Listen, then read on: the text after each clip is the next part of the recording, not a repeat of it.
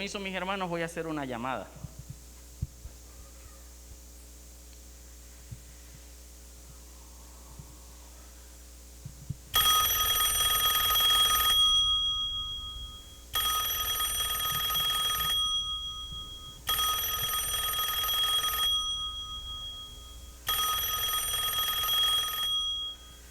¿Aló?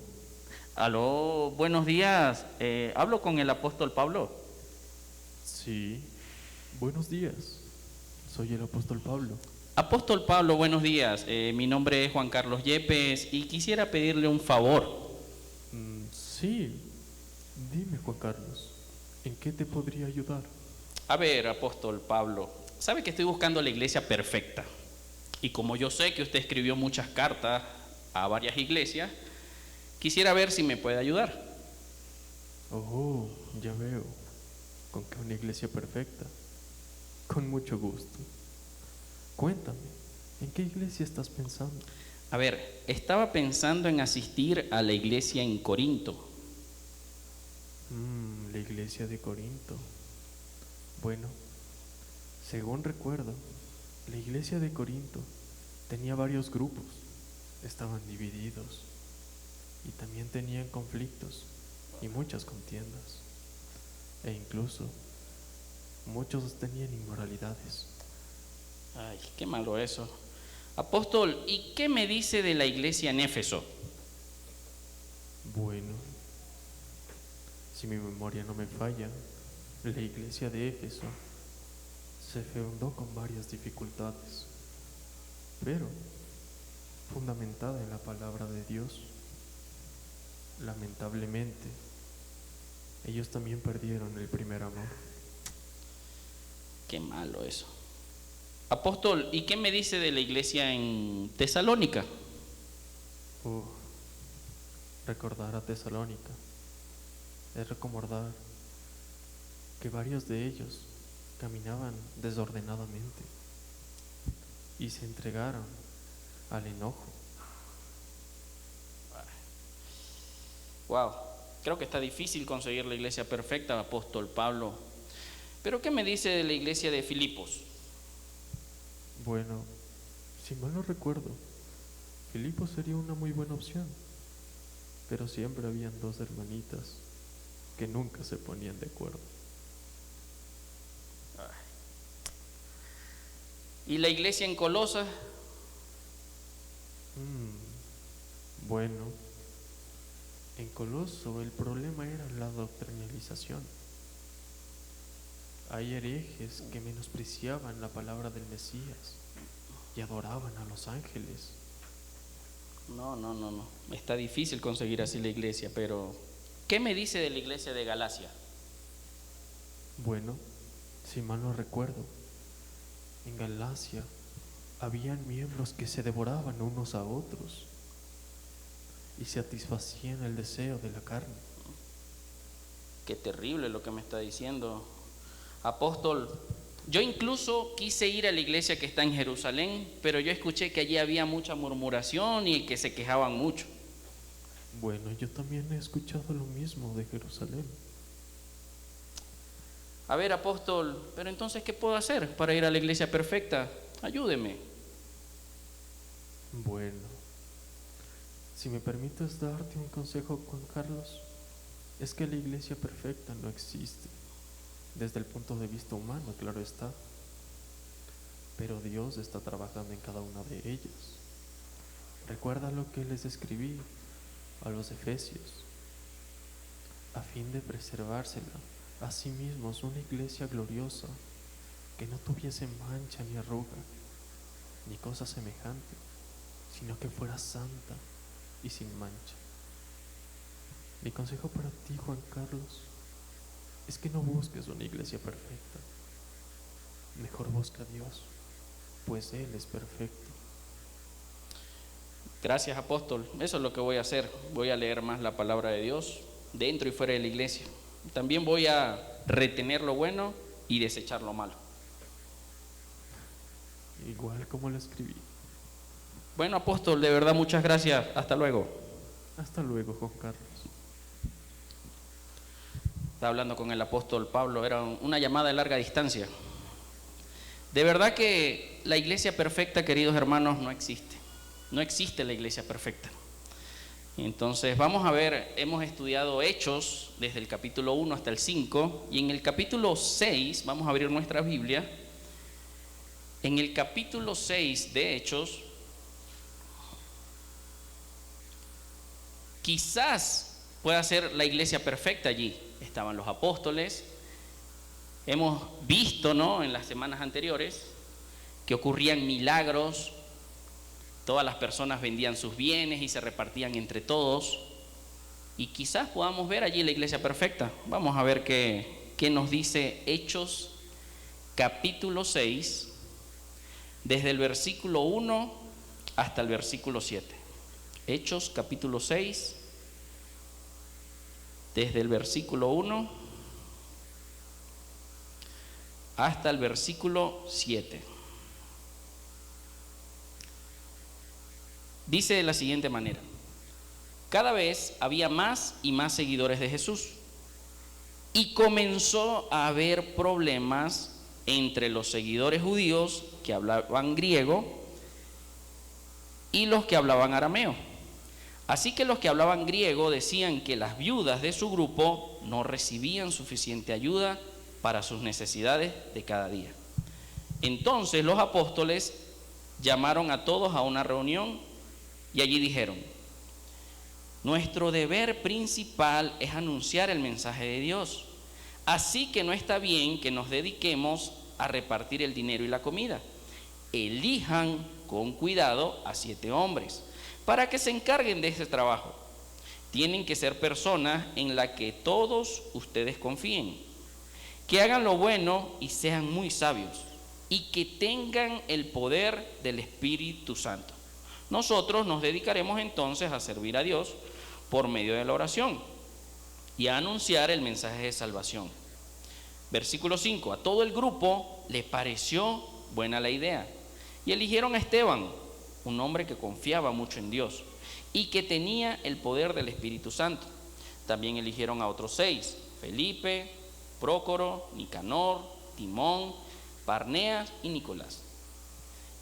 Este Nicolás era de la región de Antioquía y antes se había convertido a la religión judía. Luego los llevaron ante los apóstoles y estos pusieron sus manos sobre la cabeza de cada uno y oraron. Los apóstoles siguieron anunciando el mensaje de Dios, por eso más y más personas se convertían en seguidores de Jesús, y muchos sacerdotes judíos también creyeron en él. Entonces podemos observar aquí que incluso la iglesia de Jerusalén no era perfecta. En el mismo versículo 1 podemos ver un problema, y lo dice allí comenzando: cada vez había más y más seguidores de Jesús, y comenzó a haber problemas. Entonces la iglesia perfecta no existe. La iglesia perfecta no existe. Dios va perfeccionando a la iglesia a través del servicio de todos. Esa es la idea principal de este mensaje, que la iglesia perfecta no existe. Dios va perfeccionando a la iglesia a través del servicio. Entonces, ¿qué problema podemos observar allí? Tenemos un problema en el versículo 1. Habían 2 grupos, ¿no? Había unos griegos, unos judíos que hablaban griego, y habían unos judíos que hablaban arameo. Los que hablaban griego eran de las regiones, no eran nativos de allí, no eran nacionales, por decirlo así. Los que hablaban arameo eran nacidos de allí. Entonces las viudas de los que hablan griego no eran atendidas como las viudas de los que eran de allí nativos. Dicen algunas versiones que hubo murmuración, otras versiones dicen que había queja. Entonces podemos ver el problema, pero el problema como tal quizás no es la murmuración, o no son las quejas, o no es la injusticia que estaba en ese momento. Podemos observar algo un poquito más allá del problema. El problema que existía allí se llama discriminación. Discriminación. ¿Por qué? Porque habían un grupo que no eran nacionales, que eran, por decirlo así, extranjeros. No eran nacidos allí en Jerusalén, eran de otras regiones que tenían las costumbres griegas pero volvieron a Jerusalén y eran judíos, porque sus padres eran judíos, pero hablaban griego y tenían las costumbres griegas. Entonces allí se presentó el problema de que las viudas de estos que no eran de la región, no eran nativos, no eran nacionales, no eran atendidas como las que sí. Obviamente la consecuencia de esto fue la murmuración y fueron las quejas. Quiere decir que un problema llevó a otro. Y no se justifica la murmuración acá, no es decir, ¿sabes? Pero tiene base la murmuración o la queja que tiene, porque está existiendo una injusticia allí. Entonces no es de esa manera que podamos observar aquí el problema. El problema principal aquí es la discriminación. Ahora, quizás en algún momento de nuestras vidas nosotros podamos sentir discriminación por la forma de pensar, por las costumbres, por la cultura. Incluso en nuestra familia podemos sentir discriminación. Particularmente yo vengo de Venezuela y fui hasta ahora el único cristiano en mi familia, y siempre hubo discriminación en mi familia. Cuando hacían alguna actividad no me invitaban porque supuestamente yo iba a juzgarlos, a señalarlos, iba a ir con la Biblia a reprender y todo eso. Entonces había discriminación por mi parte. Luego obviamente llego aquí a un país totalmente distinto a mi país, y es difícil no vivir discriminación siendo extranjero a veces. Particularmente les voy a contar una pequeña historia, ¿no?, de todo lo que ha sido mi proceso aquí en Ecuador. Yo llegué hace casi 7 años acá a Ecuador, quiere decir que llegué en el 2015. Cuando yo llegué en el 2015, yo lo que hice de una vez es tratar de legalizar mi estatus y saqué una visa. Esa visa aproximadamente en ese año, porque después fueron modificando las visas, costó $450. Duraba un año y no me daban cédula, simplemente era una visa que yo podía hacer alguno que otro trámite. Con esa visa yo pude amparar a mi esposa y a mi hija, la mayor, porque mi hija menor nació acá. Luego pasó ese año, se venció la visa y tenía que renovarla, pero eran aproximadamente $1,000 para hacer ese trámite, que realmente no lo tenía. Caí en irregularidad, no estaba ilegal porque yo entré por un paso fronterizo donde me sellaron mi pasaporte. Estaba irregular porque no había renovado mi visa nuevamente. Obviamente me vino una multa para mí, para mi esposo y para mi hija de $1,000 cada uno, o sea, eran $3,000 más sacar la visa, $1,000 más, $4,000 aproximadamente. Y yo decía, yo no tengo esa cantidad, no tengo la cantidad ni siquiera $1,000 para hacer la visa normal, menos con la multa. Incluso recuerdo que esa fue mi primera consejería con el pastor. Cuando el pastor Eduardo comenzó a estar acá en la iglesia, fui a la casona, le dije, pastor, ¿sabe qué? Me sucede esto. Yo estaba sirviendo con el grupo de conexión y le comenté, pastor, ¿sabe que tengo esta dificultad? Y tengo un hermano que está en Chile y él me dice, vente, o sea, aquí la visa en Chile vale $15 nada más y te la pueden dar de una vez, o sea, no tienes que hacer tanto trámite. Y yo dije, bueno, o sea, pastor, aconséjeme. Imagínense ponerle yo esa carga al pastor, ¿qué hago? Me quedo, me voy, ¿sabes? Claro, el pastor muy sabio me dijo, bueno, Juan Carlos, vamos a orar y vamos a pedir a Dios que ayude, ¿no?, en esto. Él obviamente dice, porque mi plan era irme yo primero y luego que fuese mi familia. Y muy sabio el pastor me aconsejó que eso no era muy recomendable, ¿no?, porque siempre muchas familias se han destruido en esa distancia. Entonces él me dijo, piénsalo bien, piénsalo bien. Luego, gracias a Dios, ese año abrieron un trámite, ¿no?, para regularizar a los venezolanos. Estoy hablando en el 2019. Me pude regularizar, la multa la exoneraron, la visa la bajaron de precio, costaba $50, y con esa visa sí se podía sacar la cédula, porque para cualquier trámite es lo primero que piden, o sea, la cédula. Entonces, con mucha alegría, mi esposo y yo nos regularizamos, pedimos la cita para sacar la cédula y nos entregan la cédula ecuatoriana después de 5 años. Y nosotros alegres con la cédula, y la fecha de la cédula dice, vence en 2 años, y dice 6 de marzo del 2020. Claro, todos recuerdan esa fecha porque una semana siguiente, confinación total, nadie puede salir. Llegó el COVID y todo el mundo encerrado. Y la cédula así como que casi que la foto también estaba Triste pues, porque imagínense, después de esperar tanto, yo emocionado porque ya digo, con esto puedo buscar un mejor trabajo, puedo buscar cualquier cosa, pero no, encerrado. Y así comienzan procesos, imagínense. Ya no es el hecho de tener la cédula, porque después pasaron ya 2 años, ya se me venció la cédula, ahorita tengo la cédula vencida y otra vez vuelve el proceso de que ya no puedo utilizarla. Entonces vivimos a veces procesos discriminatorios, incluso por la parte legal que uno pueda vivir. Quizás los hermanos que estén aquí, que son extranjeros, pueden saber lo que se vive con eso.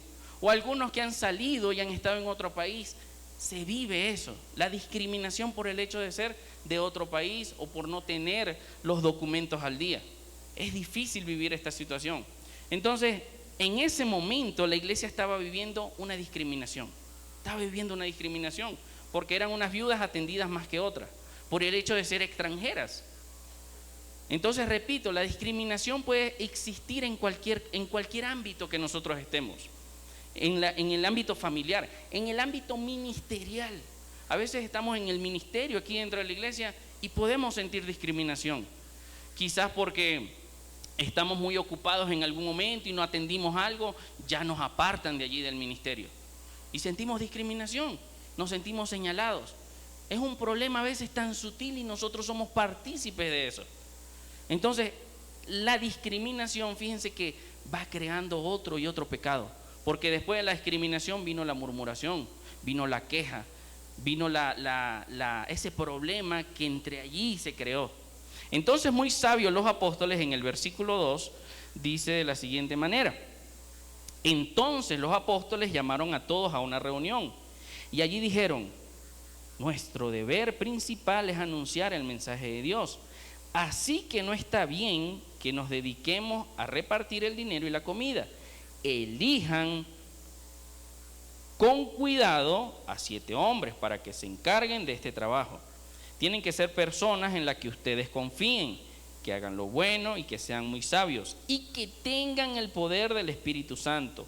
Nosotros nos dedicaremos entonces a servir a Dios por medio de la oración y anunciar el mensaje de salvación. A mí me llama mucho la atención en el versículo 3 y que comienza diciendo: elijan. El apóstol Pedro, que estaba allí con esa situación, pudo haber decidido él. Si vemos al Pedro, no en Hechos sino antes, vemos que él era como muy efusivo. Siempre Pedro estaba como delante. Cuando estaban en la barca, que dice: a ver, si eres Jesús, di que yo camine por el agua, y se lanzó de una. Bueno, estuvo allí, pero después se hundió por las dudas y todo lo que invadió.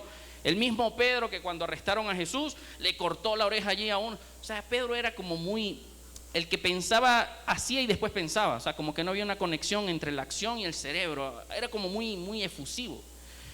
Pero aquí existe ya otro Pedro, un Pedro lleno del Espíritu Santo, un Pedro más sabio, un Pedro más calmado, y dijo: elijan ustedes, elijan ustedes. Pedro pudo haber dicho: a ver, ¿cuál es el problema? A ver, tú, encárguense de esto y ya reparten y déjanos que nosotros estamos ocupados haciendo la prédica y orando. Pero no, tranquilamente Pedro dijo: elijan ustedes. O sea, delegó a la congregación que resolviera el problema. Nosotros tenemos la capacidad de a veces solucionar algunos problemas de nuestro entorno. Por la bendición de Dios, yo soy coordinador junto con mi esposa del Ministerio de Niños. Y créame que el Ministerio de Niños, con todos los maestros que tenemos, se presentan también dificultades. Siempre hay alguna dificultad. Y junto con mi esposa y con las líderes que hemos levantado dentro del ministerio, tratamos de resolver el problema. Imagínense que cada problema yo vaya: pastor, pasa esto, pastor, lo otro, pastor, fulano no vino, pastor, no sé cuánto, pastor, y yo cargando al pastor en tantas actividades que él tiene en el día a día. Entonces, los apóstoles delegaron. Nosotros asumimos también. Nosotros tenemos que resolver problemas dentro de la iglesia también. ¿Y cómo? Muy sabiamente. Fíjense que el apóstol Pablo indicó algunas sugerencias de cómo tenían que hacer. Escojan personas que ustedes confíen, llenas del Espíritu Santo. Yo me imagino que realmente había un grupo grande allí, porque la iglesia dice que iba creciendo día a día y más se iban agregando allí. Entonces era un grupo bastante grande, un grupo bastante grande. Y en todo grupo siempre va a haber alguna fricción, siempre va a haber alguna diferencia. No crean que porque estamos en la iglesia todo va a ser color de rosa, amor y paz, todo bonito. Aquí dentro de la iglesia también va a haber problemas, va a haber dificultades, va a haber murmuración. Pero queda en nosotros cómo atacar ese problema, cómo buscar solucionar el problema. Entonces, el apóstol Pedro delega y la congregación decide. Ok, vamos a buscar a un grupo, a 7 varones que se van a encargar de ser mayordomos, a servir bien y a hacer buena la distribución, una distribución más equitativa, una distribución más justa. Entonces es lo que podemos encontrar en el versículo 5. A todo el grupo le pareció buena la idea de que ellos tenían que elegir, ¿no? Y eligieron al primero. El primero se llama Esteban. La Biblia le da aquí como algo adicional a Esteban y dice: un hombre que confiaba mucho en Dios y que tenía el poder del Espíritu Santo. También eligieron a otros 6. Escogieron a Felipe, escogieron a Prócoro, Nicanor, Timón, Parnea y Nicolás. Este Nicolás era de la región de Antioquía y antes se había convertido a la religión judía. Entonces escogieron a 6 personas, a 7 personas, 7 varones. Que fíjese algo tan interesante que nos da aquí el pasaje.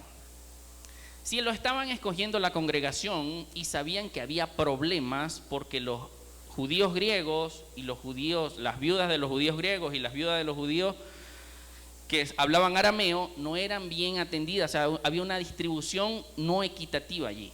Entonces, ¿qué hicieron? Escogieron a estos 7 varones, 7 varones.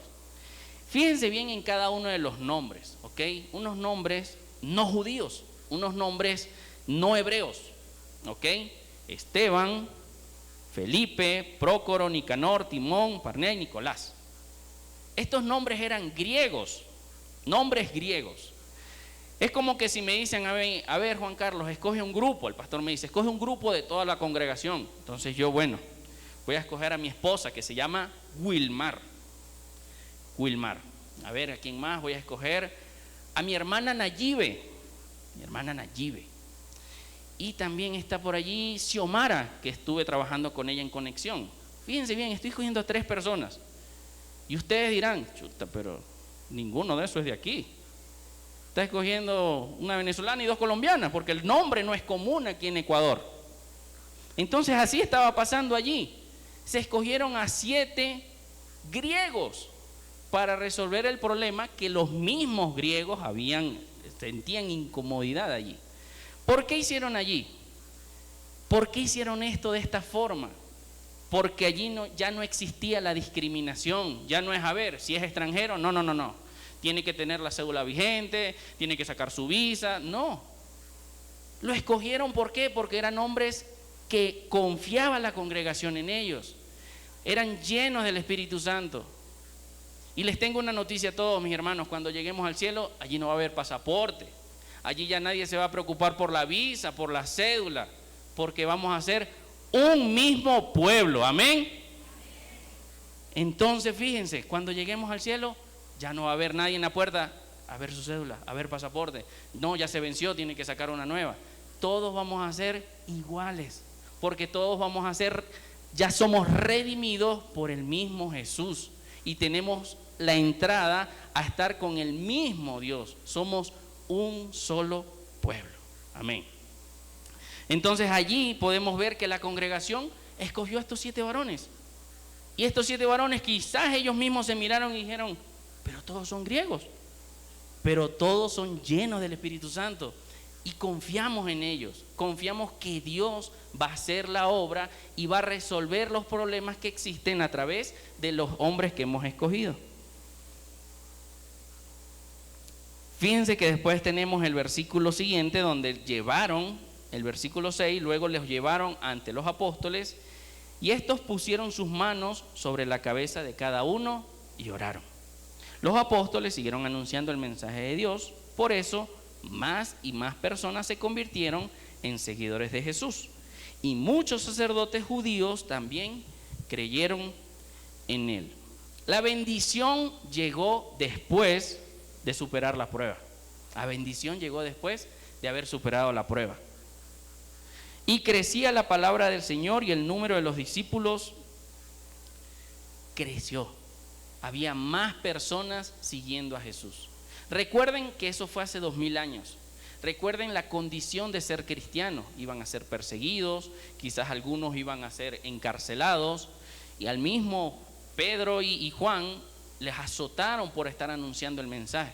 O sea que no era fácil en ese momento, en esa época, decir yo soy cristiano, yo creo en Jesús. No era fácil decirlo.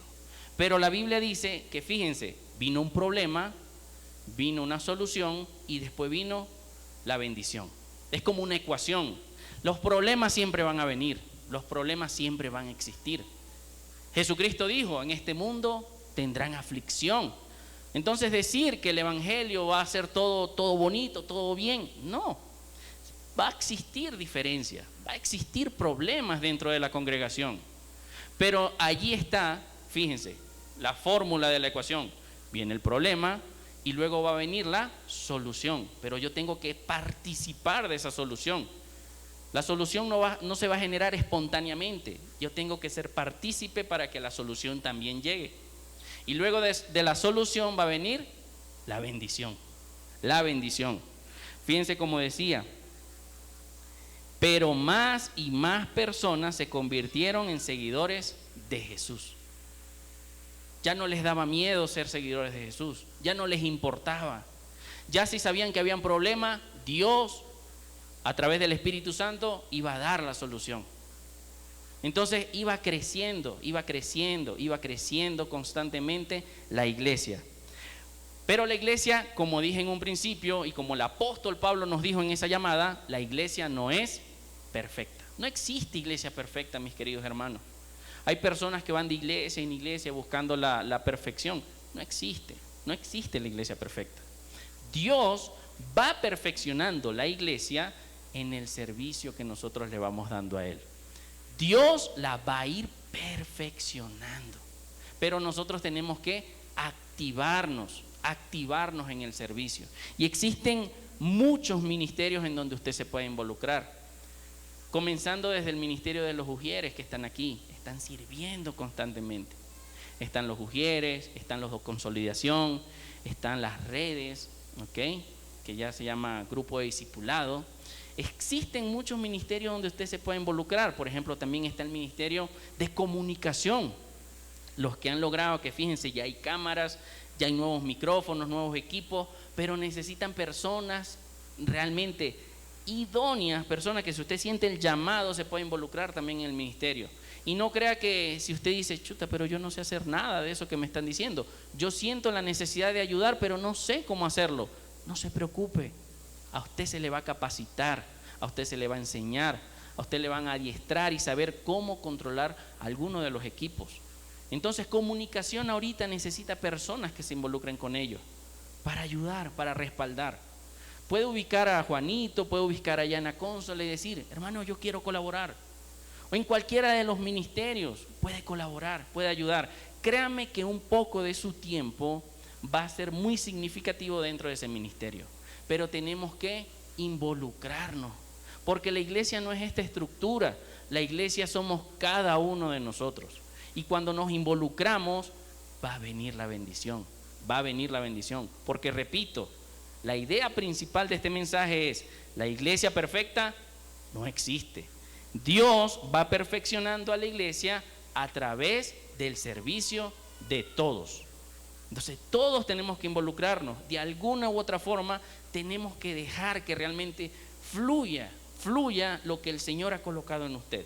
Porque créame, a cada uno de nosotros Dios nos dio un don muy importante. Y hay algunos que lo tienen allí guardadito, esperando el momento. El momento es ahora, el momento es ya. Porque siempre va a haber el problema. Dios nos va a dar la solución y después va a venir la bendición. Pero necesitamos involucrarnos, necesitamos activarnos. Así como decía el canto, heme aquí, heme aquí. Hay muchos que han levantado la mano y dicen, heme aquí, envía al otro. Y así, están esperando es que vaya otro. Heme aquí, envía al otro. No, hermanos, heme aquí, envíame a mí. No sé en qué área, pero actívese. Hay muchos ministerios, el ministerio de las mujeres, que todos los jueves se están reuniendo y están haciendo actividades muy hermosas. Está el ministerio también, los ujieres están necesitando, porque ahorita se está llevando un control hasta afuera de los carros y de las personas que entran y salen. Necesitan personas. El ministerio de niños, ya pueden ver que está una nueva clase de 11 a 14. Se necesitan más personas para que también nos ayuden. Todos los ministerios necesitan la colaboración de alguien. Ese alguien puede ser usted. Ese alguien que está allí esperando su oportunidad. Agárrela, mi hermano. Agárrela y dígala, heme aquí, envíame a mí. El canto dice, Cristo, heme aquí. Hoy me quiero entregar para hacer tu voluntad. Guíame, Señor. Guíame, Señor. ¿Cómo podemos hacer la voluntad del Señor si realmente ni siquiera he dicho, heme aquí? Vamos a colocarnos de pie. Y vamos a entonar este canto nuevamente, pero pensando en este mensaje. La iglesia perfecta no existe. Dios va perfeccionando la iglesia en el servicio de cada uno de nosotros.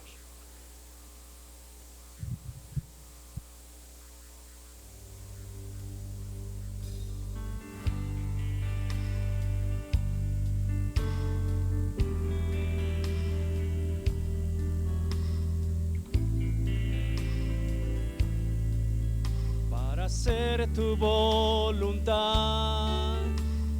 guíame, Señor. Cristo,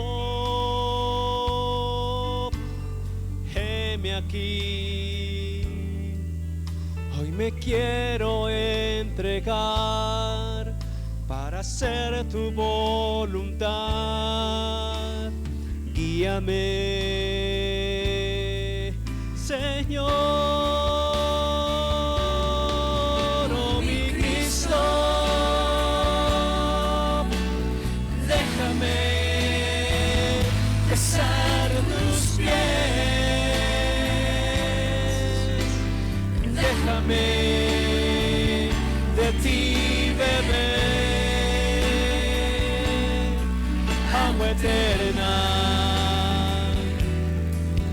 Ella me restaurará y purificará, y así podré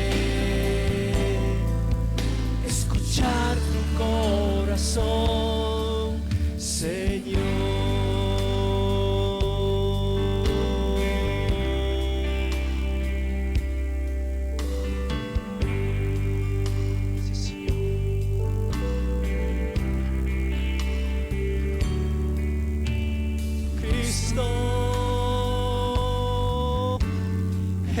Aquí, hoy me quiero entregar para hacer tu voluntad.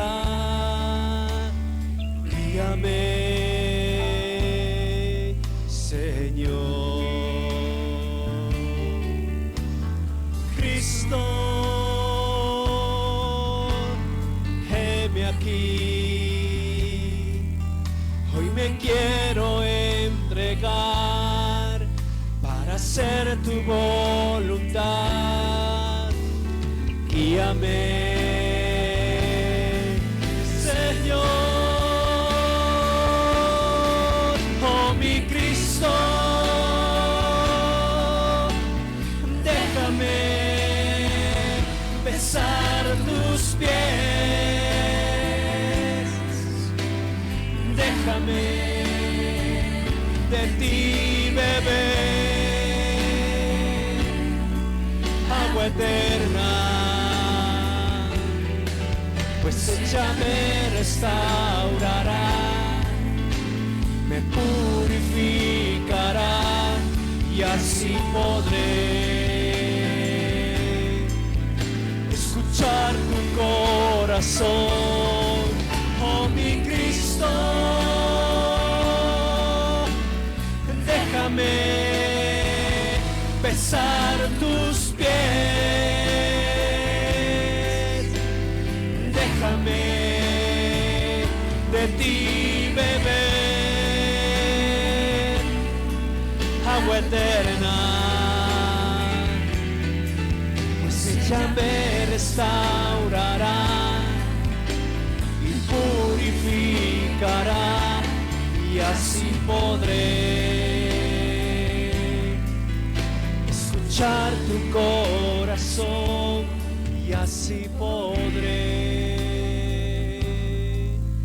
escuchar tu corazón, y así podré escuchar tu corazón, y así podré escuchar tu corazón, y así podré escuchar tu corazón, y así podré escuchar tu corazón, y así podré escuchar tu corazón.